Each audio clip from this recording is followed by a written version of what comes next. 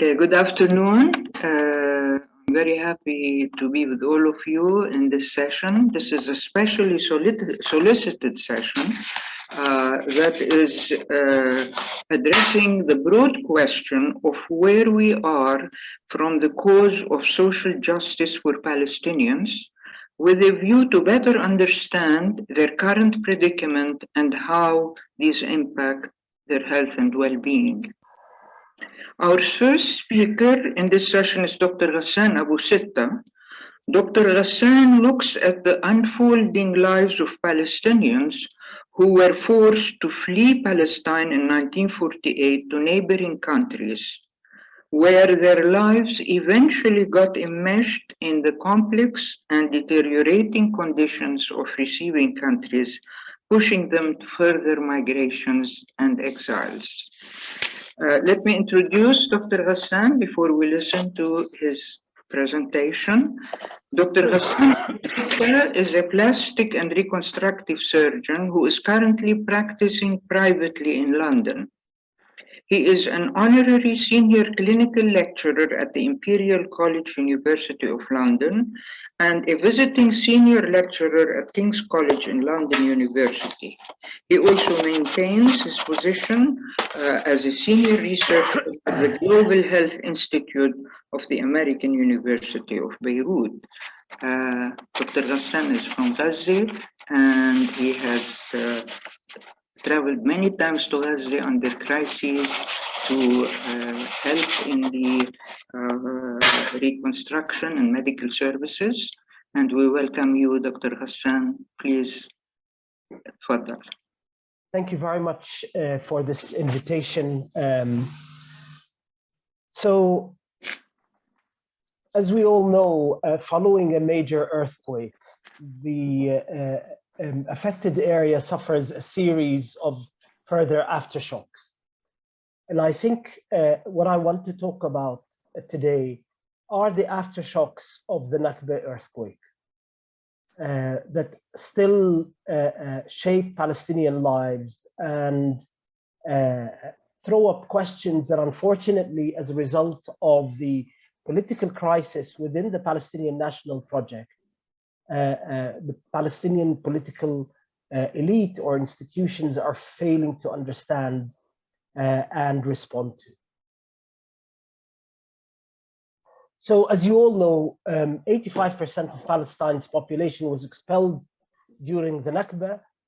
We have to start emphasizing evidence that shows that 50% of those expelled were expelled while the British were still occupying Palestine in 47, and further 50% were expelled after the declaration of the State of Israel. In 1967 war, a further 280,000 to 325,000 Palestinians were expelled from Gaza and the West Bank. Prior to 2011, UNRWA, a number of registered refugees in UNRWA were around 500,000 in Syria, around 2 million in Jordan. The registered number in Lebanon was around 450,000, although that is highly disputed.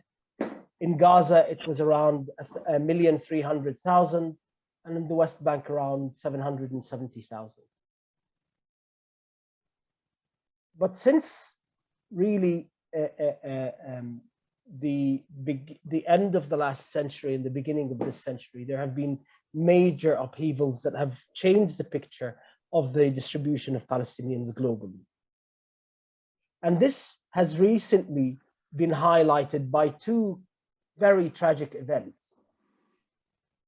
The story of 7 Palestinian young men drowning off the seas of Tunisia while trying to attempting to reach Europe in a smuggler's boat, 6 of whom were from the same family in Khan Yunis,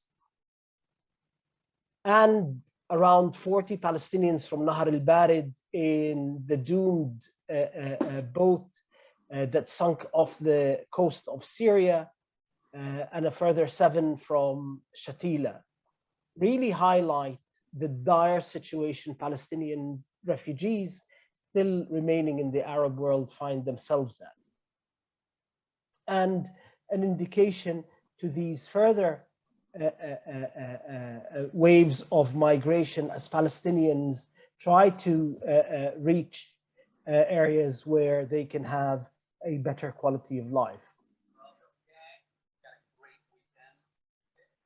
So if we go chronologically backwards, just as the economic crisis in Lebanon that has been going on for over 2 years has led to large numbers of Lebanese seeking refuge outside economically, this is also reflected in Palestinian refugees in Lebanon.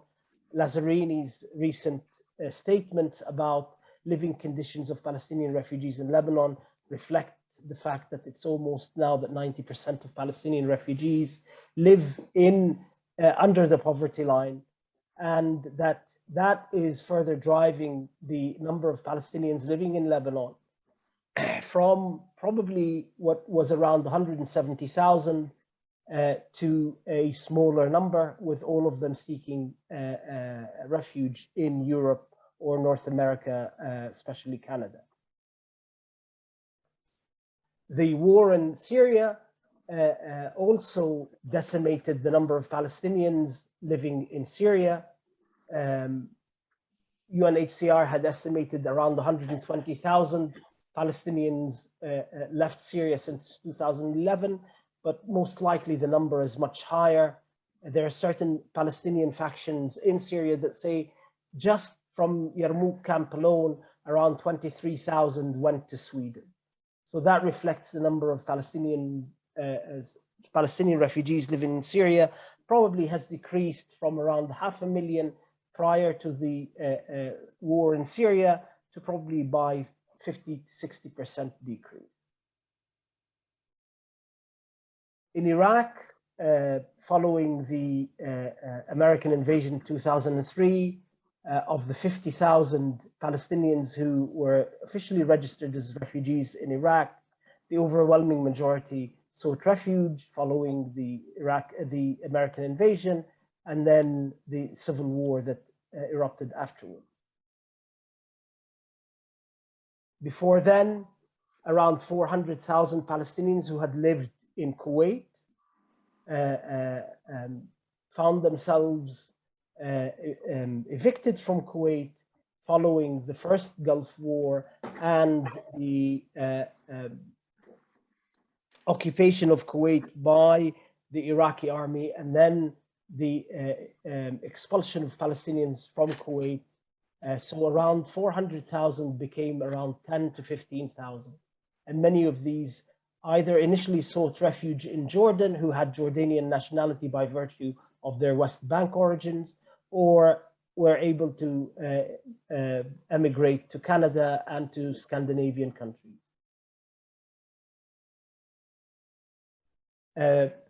Ever since the 1982 Israeli invasion of Lebanon, Palestinians had been leaving Lebanon in droves, particularly after the camp wars in the late 80s. And a lot of that migration happened towards Scandinavian countries. So as Palestinian diaspora pictures change from the Arab world to more Europe, we are witnessing something new that's happening. And part of that is a denial of the expression of Palestinian identity. Germany, which is one of the worst places to be a Palestinian in, now completely equates all expressions of Palestinian national identity with anti-Semitism. So the raising of the Palestinian flag, the commemoration of the Nakba are automatically under German law considered expressions of anti-Semitism. This is despite the fact that a large Palestinian community now lives in Germany. And these two diametrically opposite currents need to be explained better. The same in Sweden, where it's estimated to be that around 80,000 Palestinians now live. So what's happening in Europe as the number of Palestinians living there increases? Well, what's happening is effectively a denial of the right of Palestinians to express their Palestinian national identity under the guise of it being an expression of anti-Semitism. So all expressions of Palestinian identity are now becoming almost not stigmatized, but more than stigmatized, criminalized under these new definitions of anti-Semitism. And this new definition of anti-Semitism comes after, I believe, a new deal between the European political elite, 80% of which now lies to the right, and the Israeli establishment, where the Israelis accept to absolve the European right of its anti-Semitic origins in exchange for a joint definition of anti-Semitism to equate with the expression of Palestinian rights, or the expression of solidarity with Palestinians, or the expression of Palestinian national identity. And so right-wing organizations and parties in Europe that can find direct links to anti-Semitic origins in Europe now find themselves completely absolved by the Israeli government in exchange for this new definition of anti-Semitism, which equates Palestinian national identity with anti-Semitism. A similar process is happening in Canada, where although an increasing number of Palestinians, and it's estimated to be around 100,000 Palestinians now live in Canada, find themselves being unable to express their identity or even sympathy towards their countrymen in places like Canada. And increasingly Palestinians in Canada, although they're new generations of second-generation Palestinian Canadians are emerging, this crackdown on Palestinian expression of identity is becoming more and more acute. Similar processes are happening in all of the countries that are taking or have taken increasing numbers of Palestinians. So how can we explain these two contradictory events? These countries are taking a larger number of Palestinians, yet they are cracking down on all expressions of Palestinian national identity. So in Sweden, when a Palestinian woman from Gaza wins a mayoral election, at the same time, Sweden will move to criminalize support for Palestine and Palestinian national aspiration. But we have that in the history of colonial rule. The school system, the residential school system, whether it was in Australia or in the United States or in Canada, was always built around the idea that you can save the man while killing the Indian in him. And what I think we're watching is a similar process in Europe. As Palestinians living in Europe and North America, we have to accept that we live in the metropole of the settler colonial, the racial settler colony that is Israel. We live in the metropole that created that colony. And therefore, this strained relationship with this metropole that goes beyond an ally of Israel, but actually is a much more organic relationship between the West and the settler colony that is the Zionist state. It reflects that relationship. And we, increasing number of Palestinians, find ourselves living within this metropole and trying to understand this contradictory relationship between an increasing number of Palestinians who find themselves citizens of this metropole, while this metropole increasingly will not allow them to express any identification with their national struggle or express any sympathies with their countrymen. So Palestinians are looking for new places to try to escape and new ways of this everydayness of Palestinian resistance. And so one of the interesting phenomena of Palestinian resistance against this is that for the first time, groups of Palestinians that had come from the Palestinian refugee camps are able to reconnect with their relatives and with their kin inside 1948, because as Palestinians living in Europe, they're able to connect more. And as a kind of anecdote, I found myself in a paying respects for someone who had passed away, and he had been from Ain al-Hilwa and had moved to the UK to study in the late 70s, and had originally his family came from Al-Shajara village in the Galilee.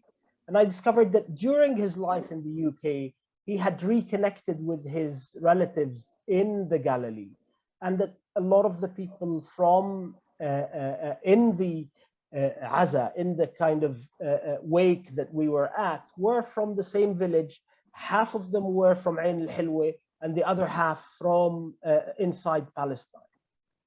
And so despite this crackdown on Palestinian identity, Palestinians are using these new spaces that they're created to try to reconnect as communities and rebuild communities that had been completely torn apart during the first Nakba and as a result of these aftershocks. For those of us who moved to Europe in the 80s, it's striking how actually the crackdown within open political debate in Europe is more acute now than it was in the late 80s, even though European public opinion had shifted more towards understanding and accepting the Palestinian narrative of what's happening in Palestine. And I think we have to explain this partly due to the increasing number of Palestinians who find themselves now living within Europe and within North America. And I think that increase in that attempt to neutralize any political gain that the Palestinians might have from finding themselves as active political agents within these countries is why this space is being shut down by European governments and by North American governments. Thank you very much, and I'll leave it here. Thank you, Ghassan, for this very inspiring presentation. And I think it's a very positive note to indicate how much this Palestinian identity retains itself and the communication between people. We have seen this maybe a little among the Armenians, but not to the same way. It's a very important force in the maintenance of this question.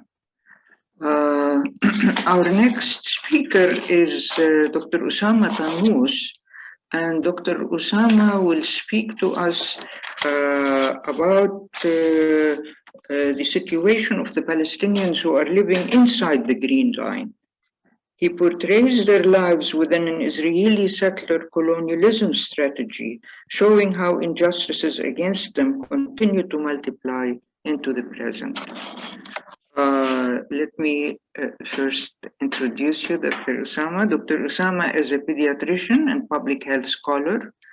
He is a co-director of the Palestine Program for Health and Human Rights, which is a partnership program between the FXB Center for Health and Human Rights, Harvard University, and the Institute for Community and Public Health, Beirut University.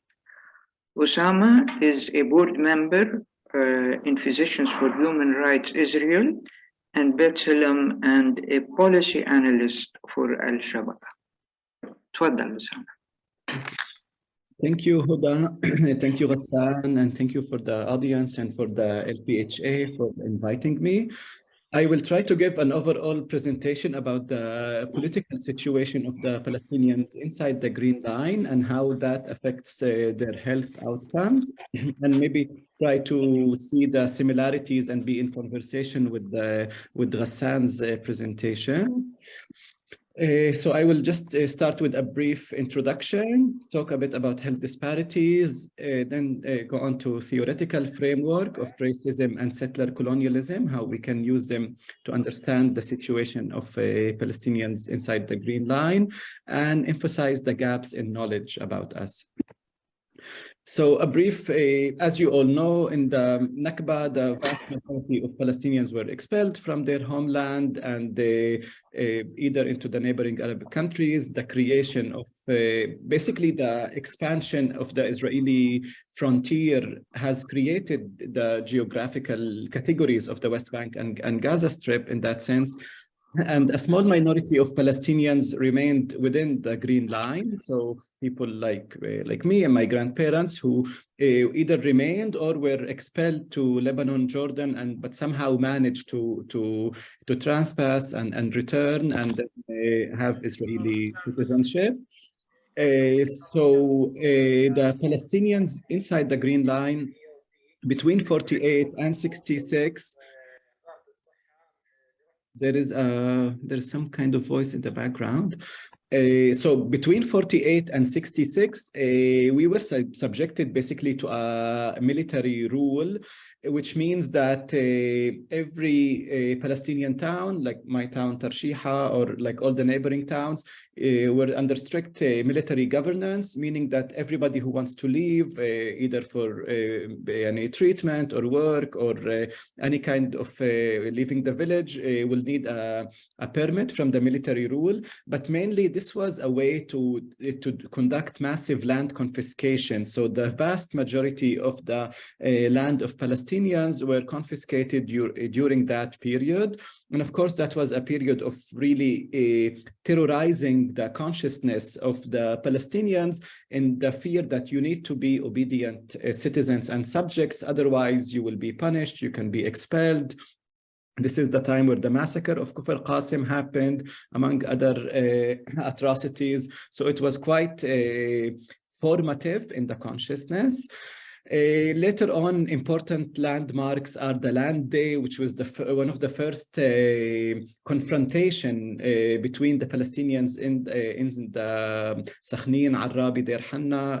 We call it the Triangle of the Land Day, against land confiscation that really led to the killing of Palestinians, the injuring of Israeli army and police, but it really symbolized somehow of awakening and a breaking of the barrier of fear.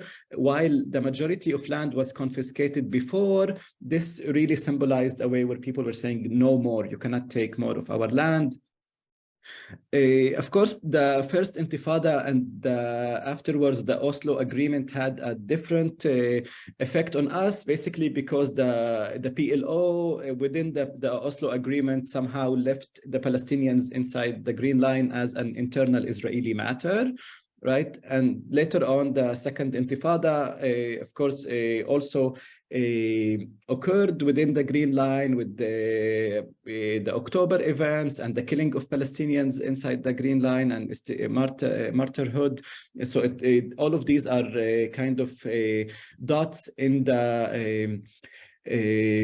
the formation of Palestinian national identity inside the Green Line, and lately the nation-state law, which I will talk about. So how can we understand basically the features of our life within this strange racial colony? First of all, segregation. I'm not sure that, I think a lot of people have not been inside the Green Line, but more than 90% of the Palestinians live in completely segregated town. So only 10% live in so-called mixed towns, so towns like Haifa, Jaffa, or Akka, but the vast majority are completely segregated. Within the years, we went through a process of de-peasantization, meaning, as you know, in the Nakba, most of the urban community in Palestine was completely expelled, killed, or expelled.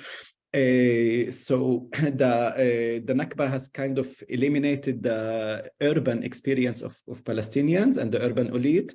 The ones that remained were farmers, but with time, Israel confiscated our land, water, and agriculture. So we stopped being farmers, we stopped being, there was no urban elite. So it was a kind of mutational growth. And on the same time, you have ghettoization. So we kind of constitute 20% of the registry of the Israeli population, but we live on 3% of the land. This is a book that I highly recommend to people who speak Arabic, and it's translated also to English. It says essays on the kind of crippled modernity, to showcase how the Palestinians inside Israel went through a process of modernity with the lack of urbanization. So basically, when you have only these small townships, and how that affect the livelihood. So what can you see or cannot see when you walk through inside the Green Line? How do we look like? So this is from an app that I encourage people to look at. It's called the iReturn, and it maps the Palestinian towns that were completely evacuated in 48 in the Nakba and no longer exist. So all of these dots symbolizes towns that no longer exist, but you can click on them and see them and see how they were.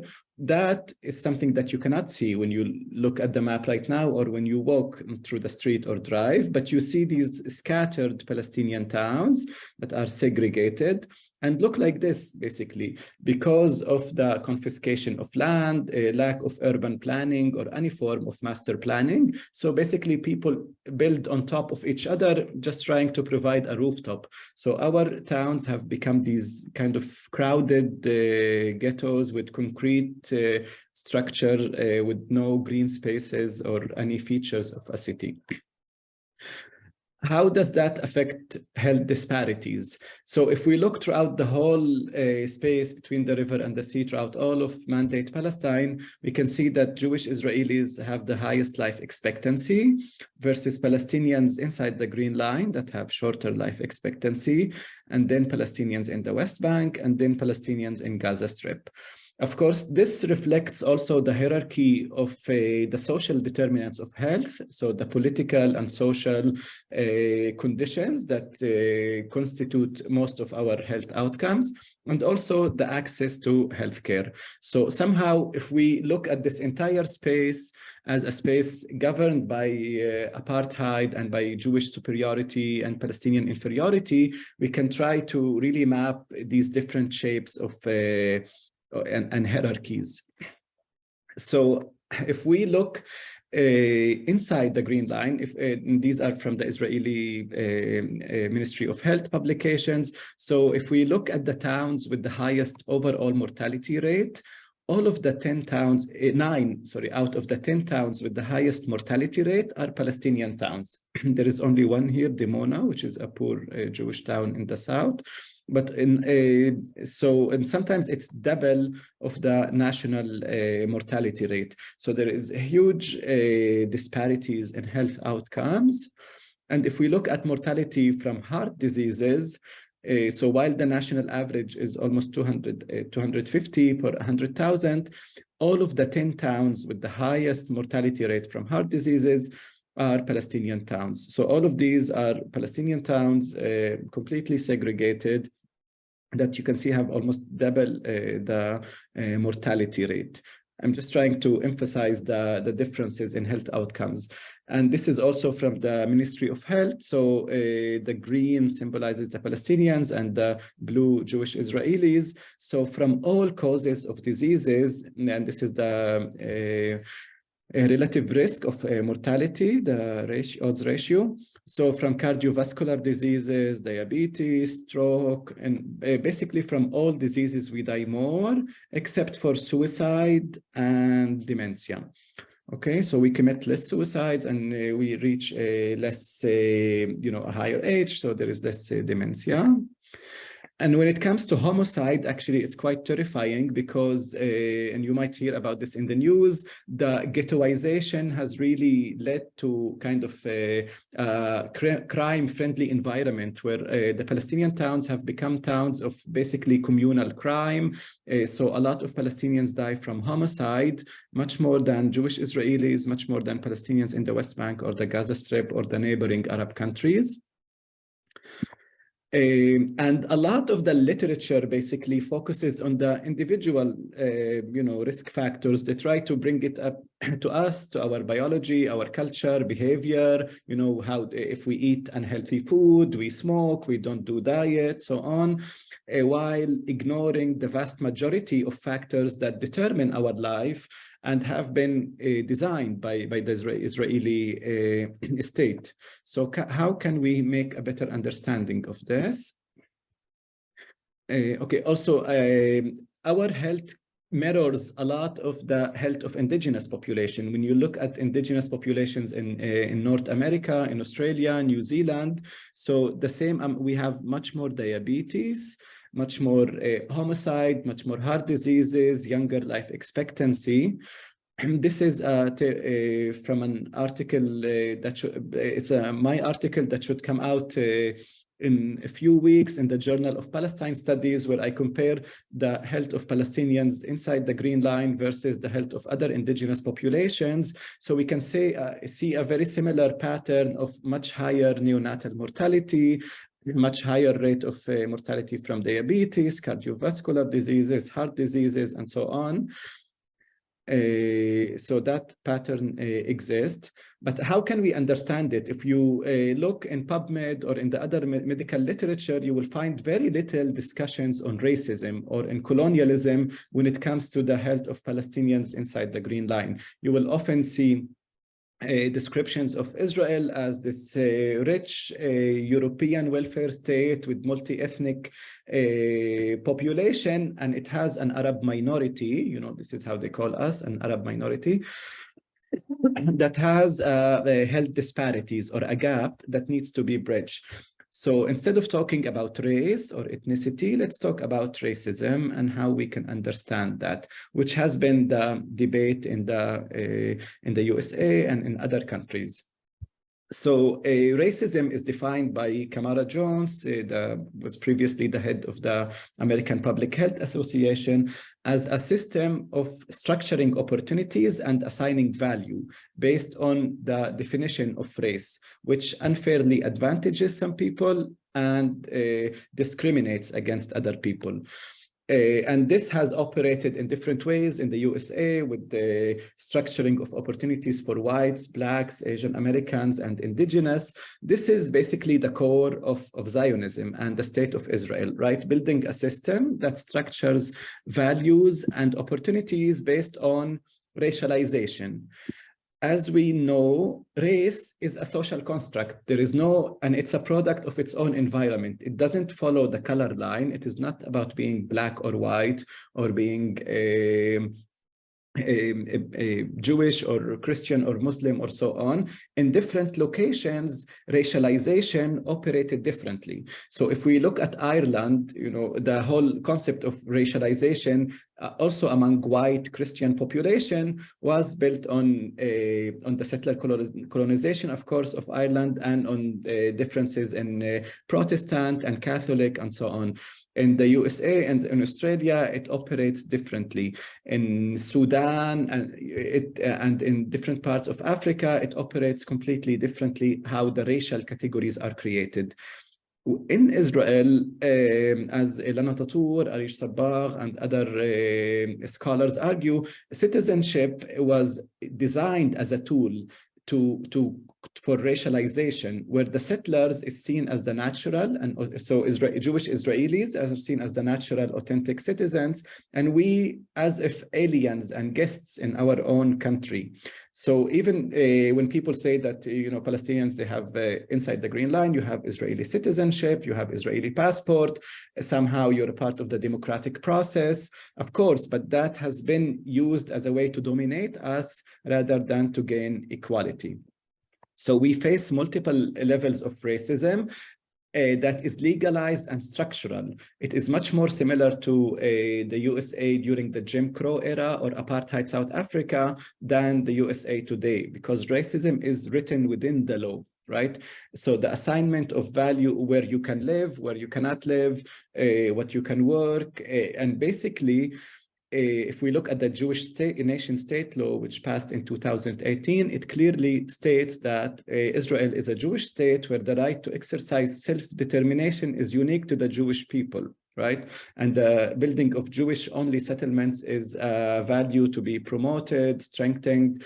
So it is not, like the USA or Australia or different European countries that claim to be a state of all its citizens, but then operate within different levels of racism. It's a country that upfront says, I am the country of only one racial category. And if we look at the whole, all of Palestine, all of Mandate Palestine, we need to understand how this racialization, not only within the Green Line, it really determines who was allowed to stay here and who had to expel, who was expelled, which was what Ghassan talked about, who is allowed to come and live here and who is not allowed, and then how these different hierarchies of Palestinian citizens in Israel, Palestinians residents in Jerusalem, or Palestinians in the West Bank and Gaza are created and produce different health outcomes. Okay, so racialization operates in very different way than what we see in the USA or Australia, where everyone is a citizen, but you have different forms of racialization.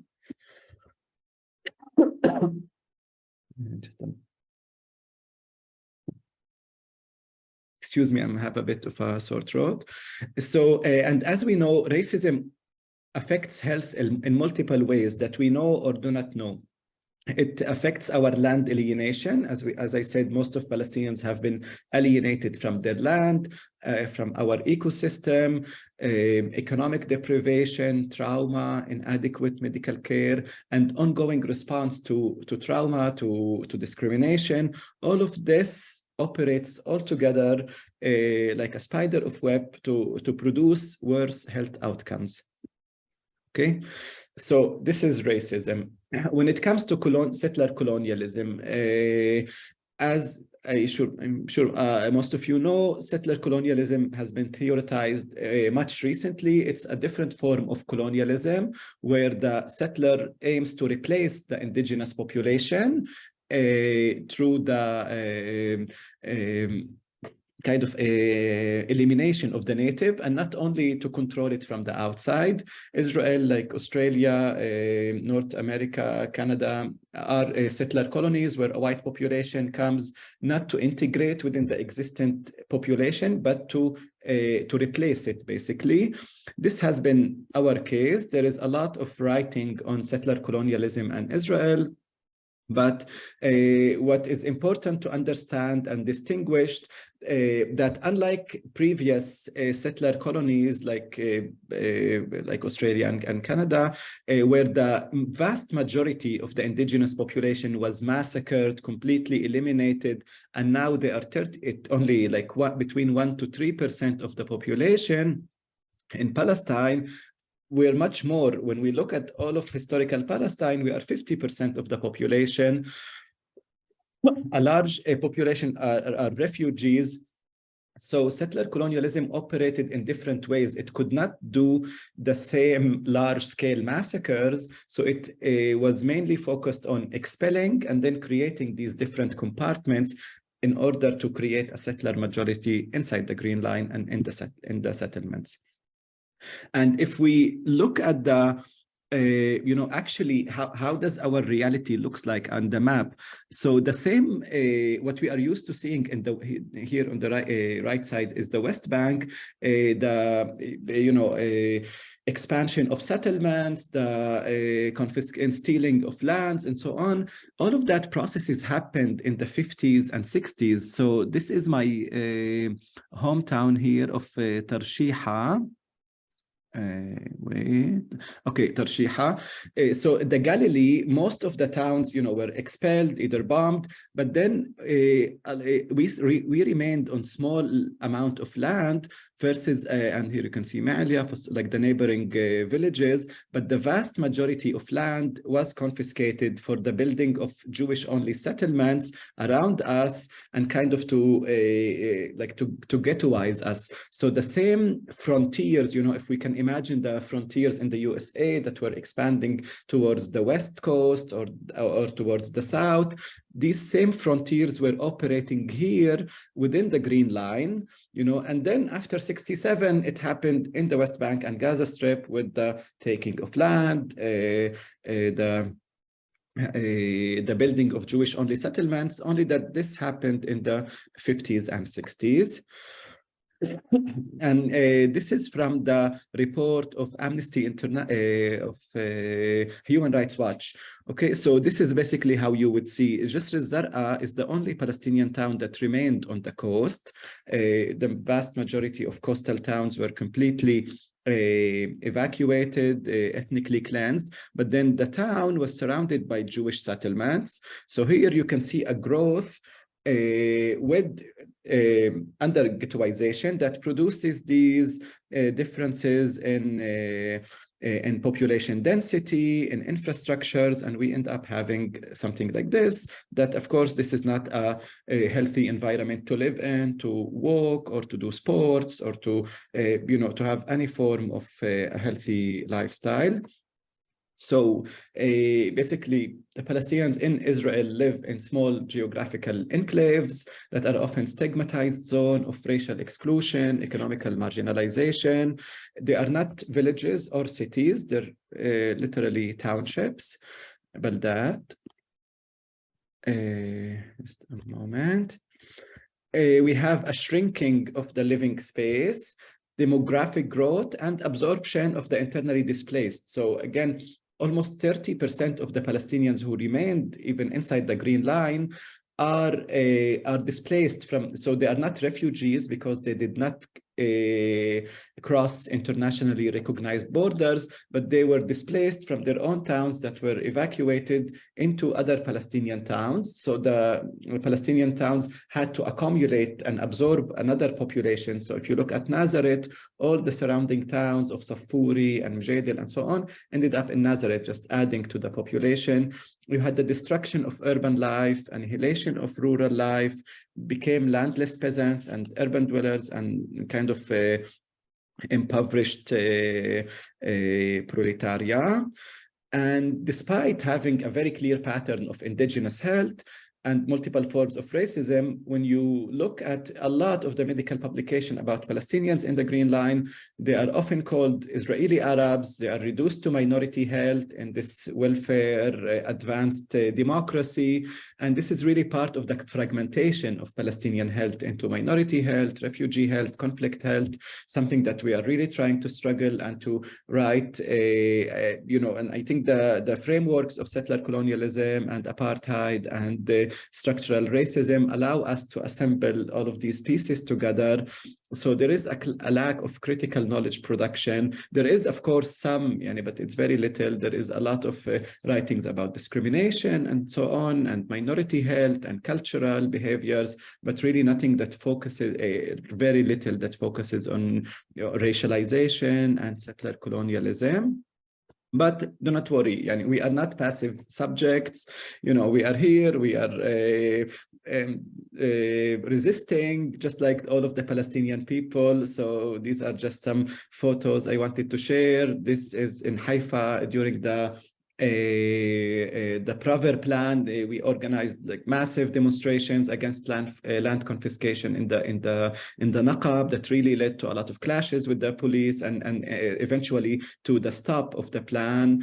These are a Palestinian couple in Bir'am, a town that was ethnically cleansed in 48, and people still return there, have their weddings, and celebrate Christmas over there. And try to resist and remain in their homeland. This is in the Naqab al-Araqib, a town that has been destroyed many times, and still people rebuild it every time. And here they've built a theater basically and do cultural activities.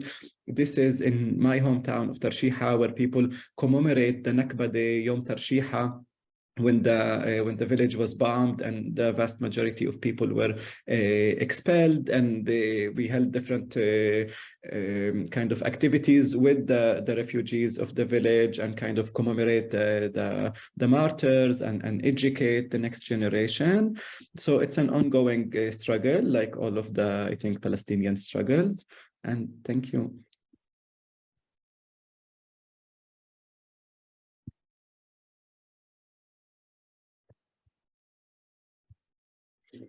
You are on mute, Huda.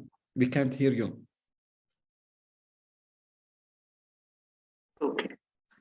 Okay. I was saying that it was a very insightful presentation, and although sad and painful, but it still gives a picture like the presentation of Ghassan, of resistance and fighting on. And but one wonders at this world that we live in.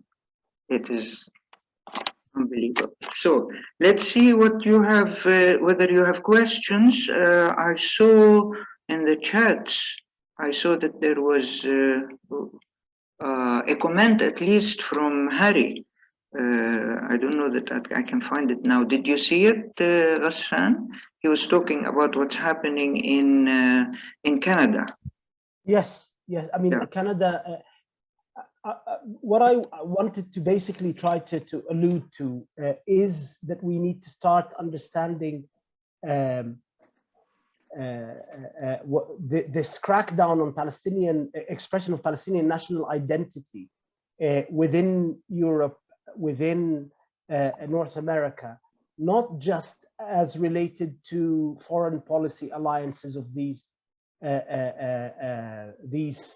governments with Israel, but also as a response to the increasing number of Palestinians who find themselves living in these, and this dilemma of being a citizen in the metropole that produced the settler colony that's trying to eliminate you.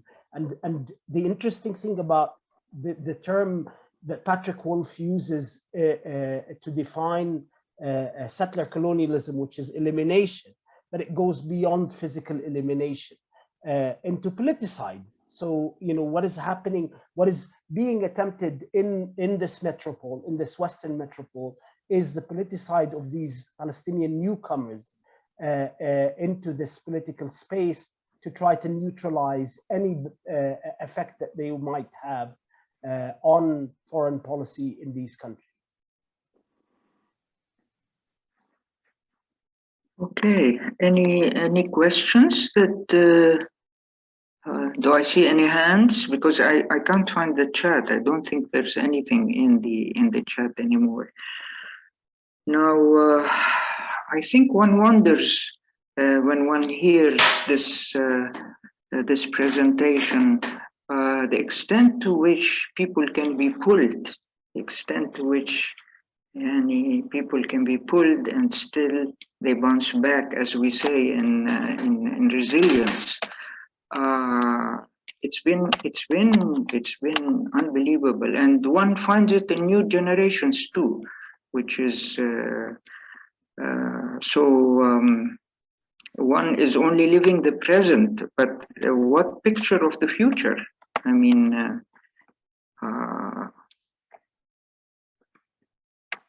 Huda, so I mean, for me, the important thing to to start thinking about as Palestinians is this idea that the dire situation faced by Palestinian refugees in Lebanon, in Syria as a result of the war, in Iraq as a result of the expulsion in Kuwait, all of these aftershocks that sent Palestinians on their second and third and fourth exile should not be viewed as the end of Palestinian dispossession.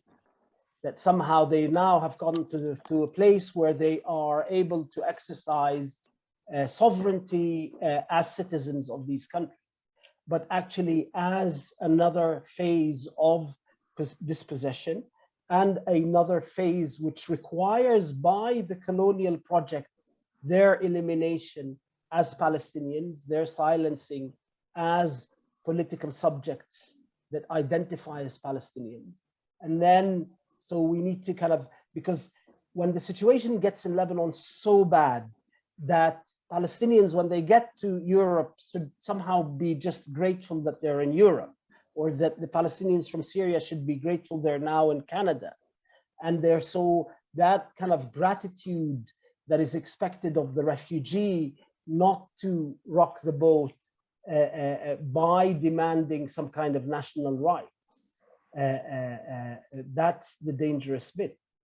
Of course, the Palestinian political establishment is so far behind in trying to kind of understand this new phenomena that, you know, we need to kind of be pushing for it as academics and activists.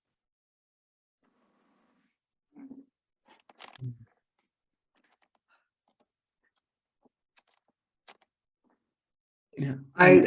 Please, Osama.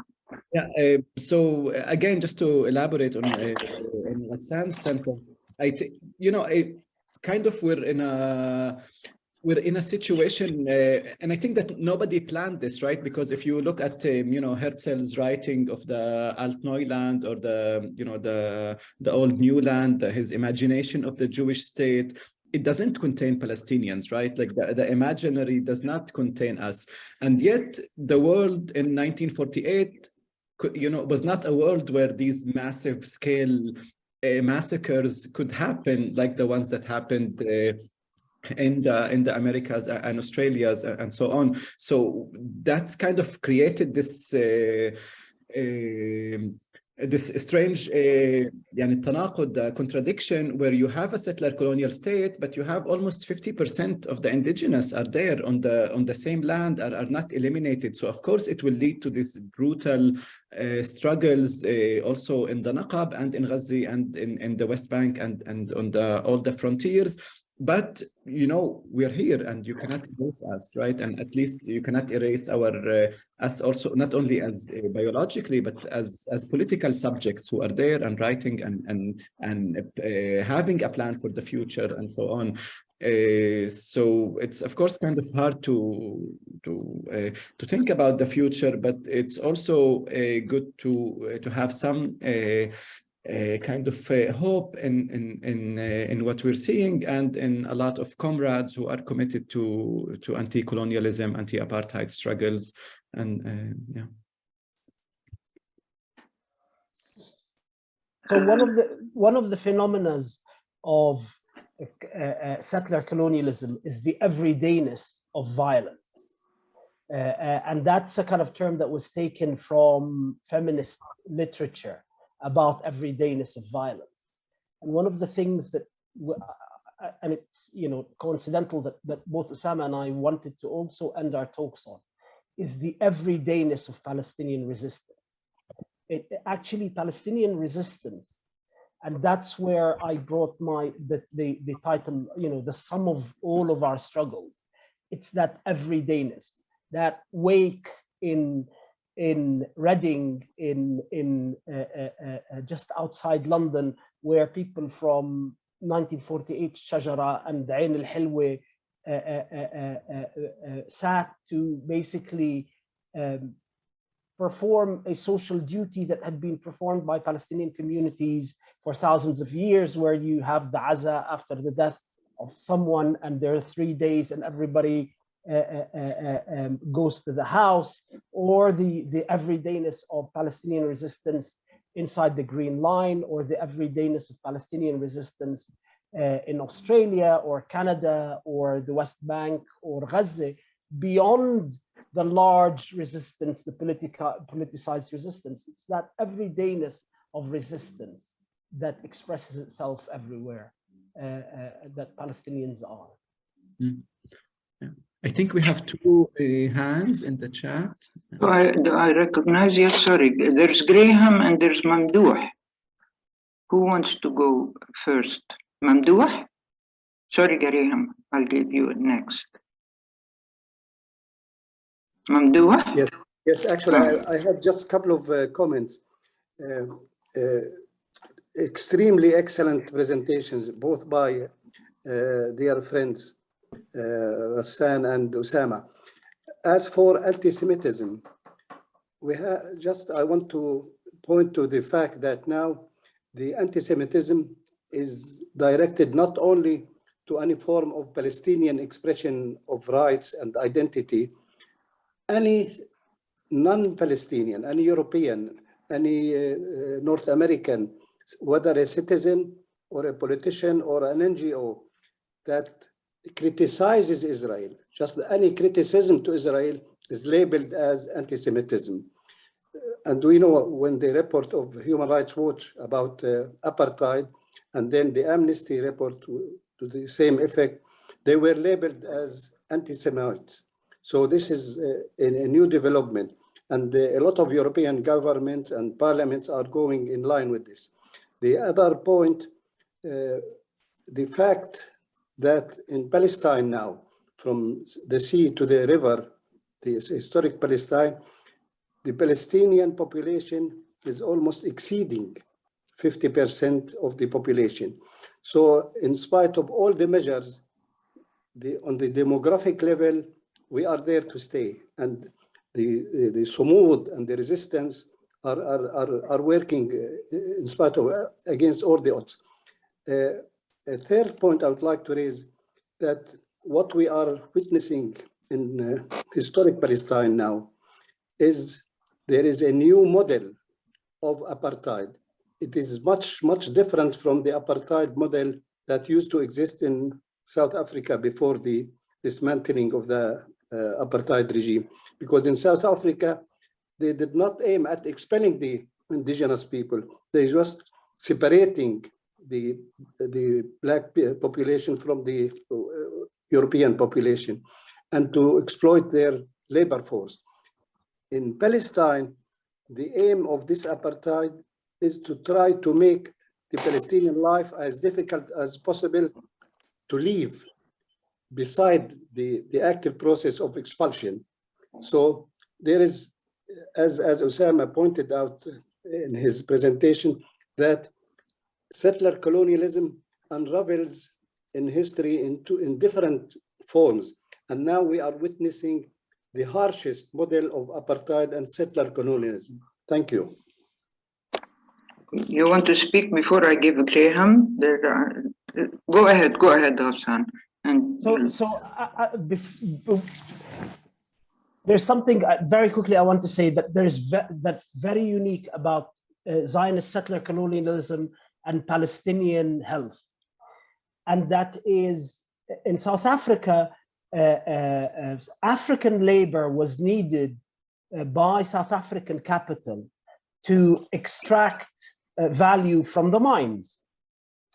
What has been happening in the last 30 years, particularly in the last 30 years, with the growth of the Israeli arms manufacturing industry and where the Israelis excel, which is that management of surplus populations industry, the kind of militarization of policing industry, means that the Israeli capital now does not need Palestinian bodies to mine, to extract capital value from the mines.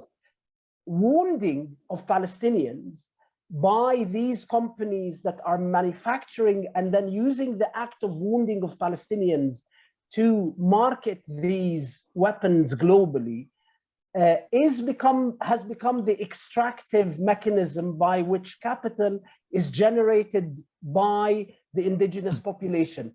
So rather than being the labor that is used in the mining process to extract capital for the settler economy, our bodies and the act of wounding, the bombings in Gaza, the checkpoints in the West Bank, are extractive mechanisms by which Israeli capital produces surplus value through this new industry that Israel now is a field leader in, that globally markets itself in the management of surplus populations that need to be policed in a militaristic way.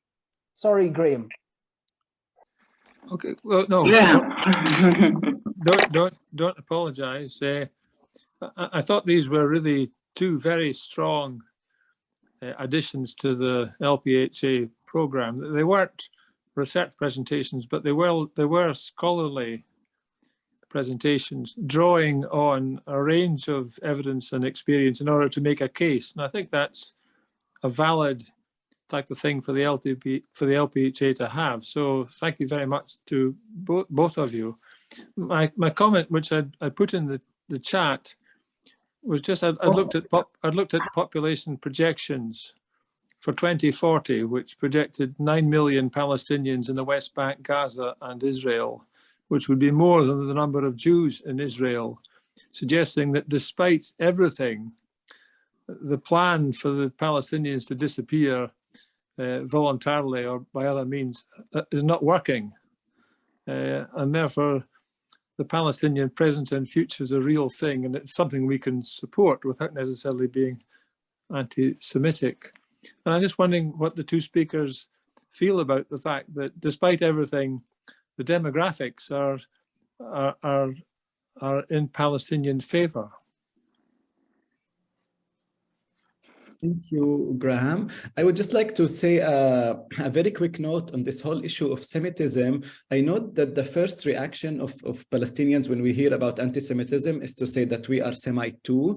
But I think we should really reflect on that. And there's a lot of writing by Joseph Mas'ad mainly on this issue of the creation of the Semite. So just like we said, racialization and racism is a product of its own environment, and how in Ireland, and the UK, these categories of the Protestant versus the Catholic were created to enforce systems of racism.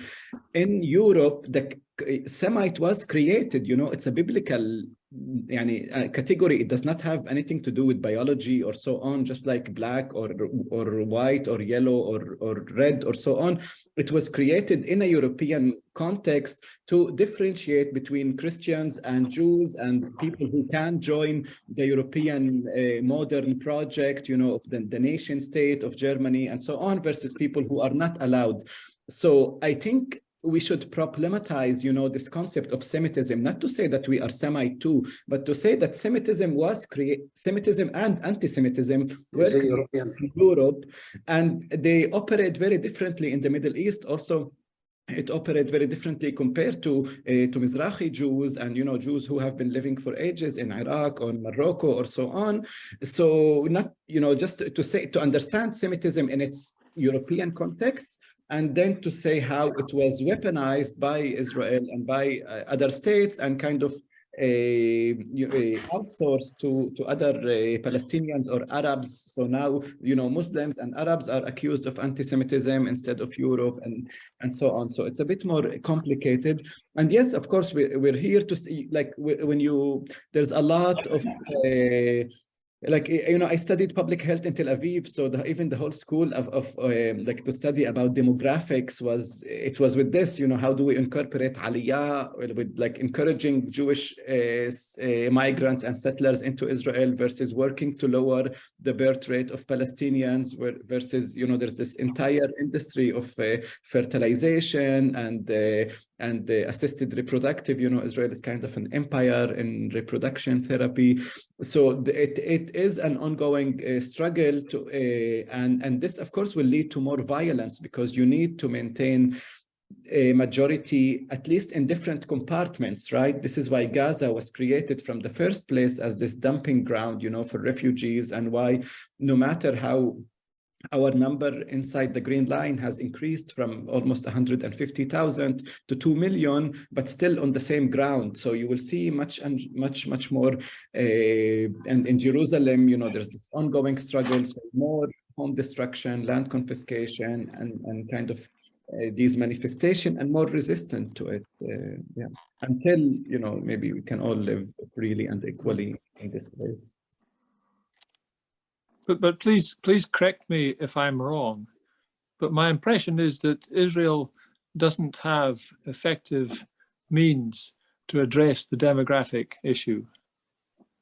So my feeling is that the effective means have just been expressed recently. I'm currently in the West Bank. I was in Nablus yesterday. I was in Jenin today, and it's obvious that even the Israeli security and political establishment were shocked, or were at least surprised, by how much further to the right the Israeli electorate voted than they were expecting, to the point where we now find Netanyahu lying on the left of the Israeli political spectrum, Ben-Gvir in the mainstream, and then there's a load of other people to the right of Ben-Gvir.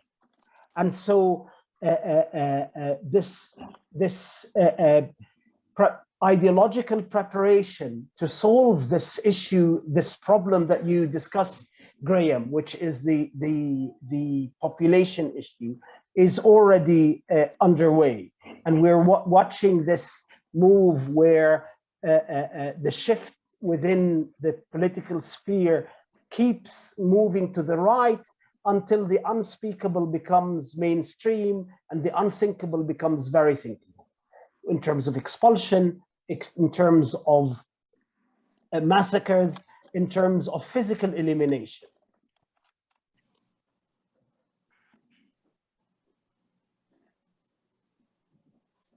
Yeah, and just to add to that, so inside, there is also has been some writing on this issue, you know, inside the Green Line. How can Israel, you know, decrease our percentage and number more and more? And there was even really discussions whether, you know, what do they prefer, a kind of a Palestinian woman who is poor but has a lot of children, but a woman who is educated, has less children, but has the potential of becoming politicized and kind of more active in political movement. And of course, this discussion led that they prefer an educated woman that has less children rather than a kind of a poorer woman. And we can see that with time, of course, the overall fertility rate has dropped down for Palestinians, as has increased for Israeli Jews. And in 2018, it was actually celebrated that within Israel, Jewish mothers have more kids than Palestinian mothers, you know. So there is this tension and struggle around the demographic and fertility and so on. I've wrote something about it recently. I will put in the chat. But yeah, these struggles are happening in different places and in different intensities. I think Jerusalem. I would like to switch a little. I think we're over time, but this is so very important. And excuse me, we have electricity cut. It will come at 5 o'clock.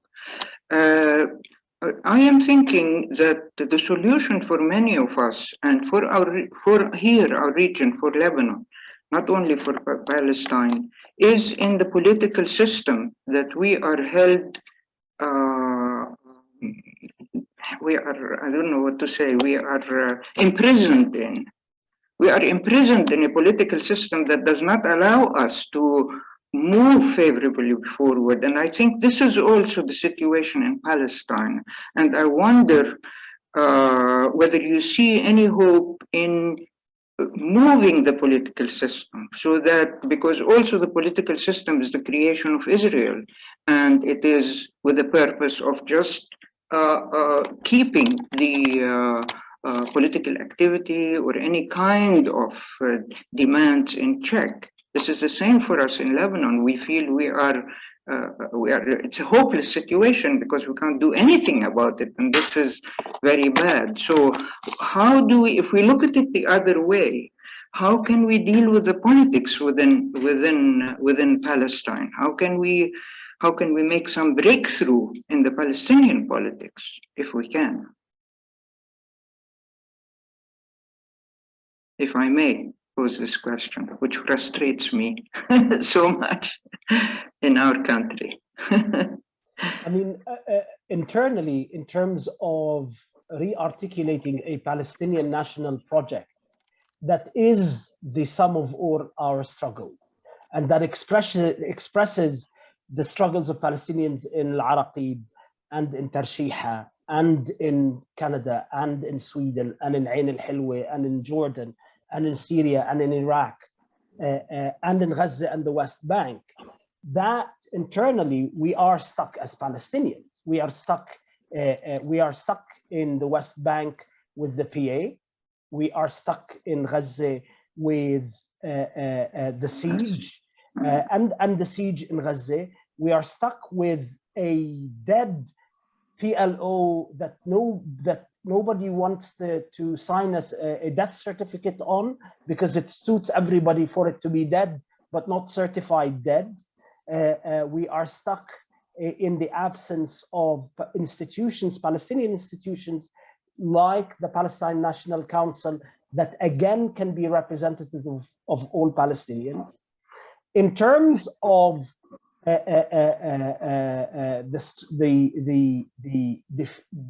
struggle against the colonial project will only change when it's defeated. And that's the dilemma, is that we continue to struggle against the actions of the colonial project, but we are unable to affect its essence. And internally, we are unable to organize ourselves nationally again in any coherent way that brings together all of these struggles that are a result of this one colonial project.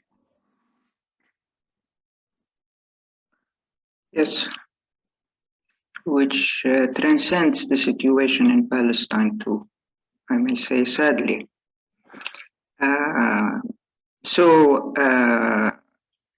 Shall we end? What time is it? It's 5. We were supposed to end at 10 to 4 or something, but I don't see anybody complaining that we moved forward. This has been a wonderful session, very reflective, very important. And in the name of everyone, I would like to thank both of you for these very moving and thought-provoking presentations. So thank you all. Thank you, everyone.